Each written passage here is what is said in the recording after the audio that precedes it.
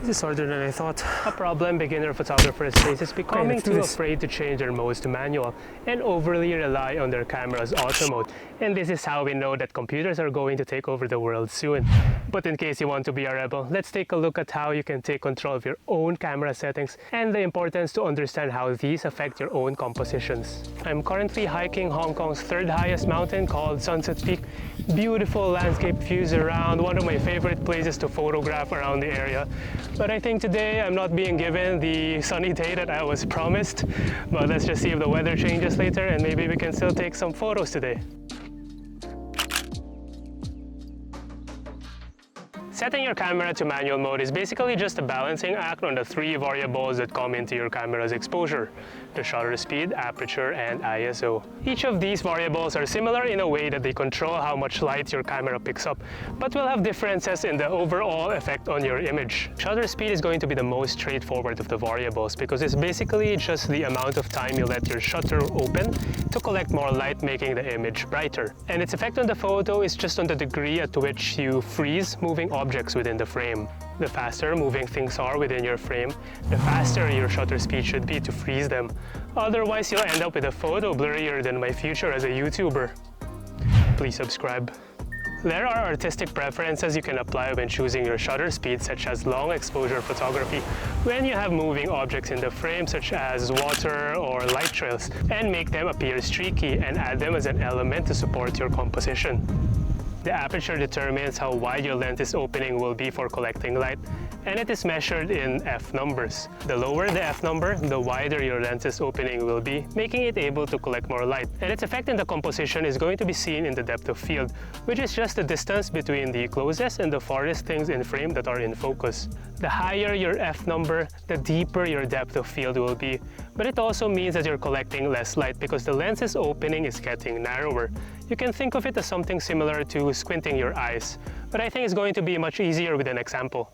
Okay, so I'm back admiring this majestic looking rock here in Sunset Peak, which I photographed last November.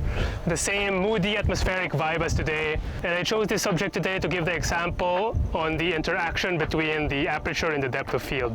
If you can see here in the first composition, I have a very shallow depth of field because I'm using the aperture number of f2.8. And that makes the rocks and the grass in the foreground a bit blurrier because I have very shallow depth of field. And my focus point is going to be on the rock as my main subject, which should be in focus.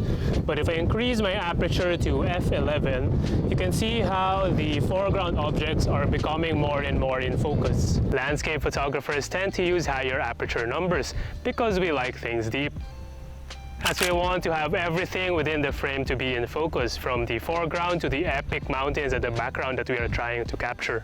The aperture is what I tend to prioritize most of the time in my photography because I find that the depth of field is a really powerful tool in compositions and draw the viewer's attention to the things within the frame that are in focus and drive them away from the areas that are blurry. One way I use shallow depth of field is when I'm framing subjects with other elements around it, as to draw more attention to the subject but provide enough context of its surroundings.